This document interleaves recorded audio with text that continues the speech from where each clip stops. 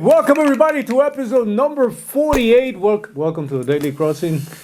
Great to have you, Lorena. Great to have you, Alexa. How you doing? How you doing? So according to the market, according to the news, according to the experts, According to Grant Cardone. according to the experts, yeah, and according Uncle to, G. but by the way, just so you know, is extremely unusual to see somebody like Grant Cardone actually come out and also join the statement about the fact that the real estate Right. market is about to implode, and that it's about to enter the greatest correction of our lifetime. You know what I mean? And I'm like, what do you mean? Worse than 2008, 2009? And you got to ask yourself the question, okay, so based on what, right? The same Do we thing. have some kind of bad loans out there? Yes, we have some. Yes. Is it as bad as we 08 have, though? that's literally, Yeah, listen, with these things, again, a guy whose life is real estate, right? Who makes it his business to tell people, yeah, panic about the market or panic about it.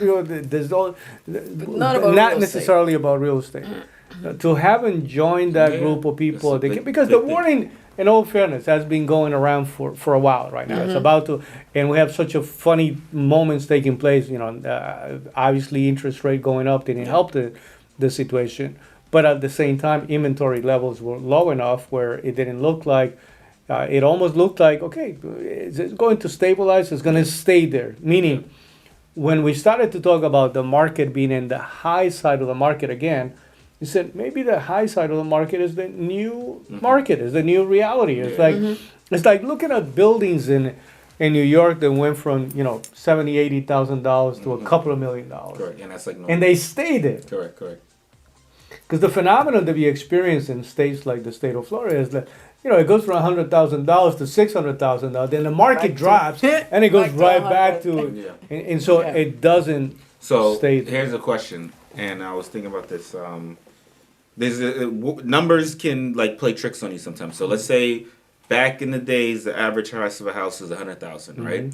So to have $1 million loss, that means you lost 10 houses. Correct. Right? Where today the average price is $1 million. Correct. So then now, if you lose 2 houses, that's a bigger loss in money than when you would have lost 10 houses, right? So is the thing that's going to be the worst thing the amount of money that's being lost, or is it like the amount of people that are going to be losing houses?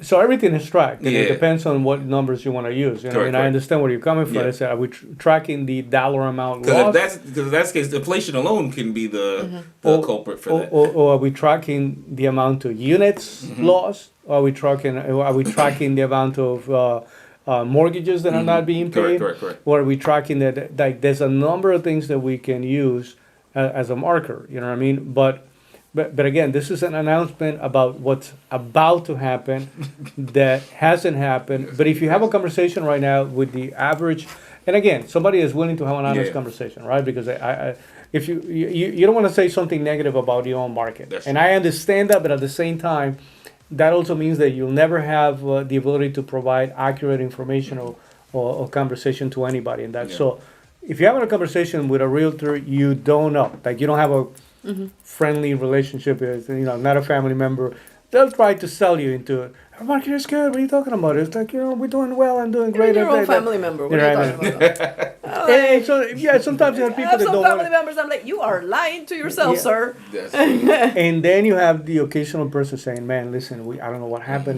we haven't been able Yeah. to close, we were closing this many transactions, the number is getting down, underwriting is, Yep. I like to pay attention also to what's going on with the mortgage Right. brokers, right? Because Yeah. the mortgage brokers, we have a number of people right now, you see them shifting from the real estate mortgage industry to insurance again, or to insurance for the first time, just because they're already saying, okay, I'm losing the cash flow that I used to have.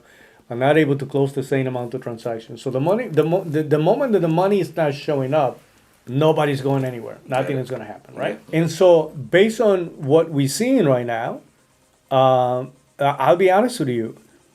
This is one of those cases where, for the last 2 years, I've been looking for the indicator that would be the number one reason as to why the market will collapse. And to the extent that it became clear to me about what was going on in 2008, guys, 2007, the end of 2006, I call my wife, right? She was doing the mortgage side, I was doing real estate, and I called my wife and I said, I'm looking at the ugliest property you can ever, you have no idea how ugly this property happens to be. They said, I'm in a subdivision where mostly, in the state of Florida, we have a lot of cookie cutter properties, right? They all look the same there. Yes. I'm in a subdivision, all the properties are supposed to look the same. They don't. Normally, the face of a property is facing the street, right? This property was facing the property to the left. They put the house sideways. I'm standing in front of the property and I'm going, Somebody read the blueprint wrong. I'm looking at the definition The of. contractor was like, I'm looking at the definition of an ugly house, right? Yeah. I'm looking at the whole thing, and I call my wife and I said, the only person, I said, they were asking, the asking price was about $385,000 or $425,000 for the property. I said, the only person that has business buying this house, I said, should be a doctor, an attorney. I said, based on price. Yeah. I said, if they remove all this creative lending that we have going on, where you're Yeah. coming in with zero money down and you're not, you don't even have to prove income and so on and so, there's no way in hell nobody's coming to buy the house, because the person who's the right person to if you're gonna pay almost $500,000 for a house, it better face your the right professional way. is looking at that. Correct. It was, and my wife's like, why are you even thinking about that? Well, months after that is when the hearing for Congress, all the lenders are shutting down.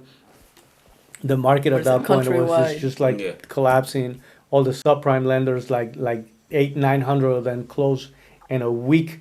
You have that many of those situations taking place. But I was able to, again, I knew that how we were having access to the money Yeah. was a problem. And that was just the tip of the iceberg. Yeah. There was many other factors involved. I'm looking for that here, like in the sense of, do we have bad loans? Yes. Are we still securitizing loans and selling them to it? Yes. Are we still, I mean, how many of those things that we did wrong then are we still doing today? No. We're still doing enough of it, but the difference then, though, there was an excess of inventory that doesn't seem to be the case Right now. right now. Yeah. Now, what is the difference? At that moment, easy money, right now, there's some trouble getting to the money. Again, when you're looking for the factor that is going to take the market down, it's just not clear. So when I hear people, like I said, I was surprised. I'm not gonna lie to you to see Cardone getting involved that with, way, yeah. joining that group of people, because usually he's on the opposite side of, no, everything is it's gonna be okay. It was fear-born. good. What are you Yeah. talking about? People don't know what the hell they. So that caught my attention. I'm not gonna lie to you. You know what I mean? And so. By the way, what a great salesperson, because he's like, this is the greatest time, the greatest opportunity. So, Well, we'll dig into it a little more. I mean, see what actually happens with this. But definitely something that everybody's got to keep an eye on, on how to, especially people that still speculating with the market. That's the part that is surprising, though. You know what I mean? To see that you still have a lot of people saying, I'm looking for a fixer-upper, to see that. That means that you are going to try to buy something at a certain price, and then you're going to try to resell it at a profit.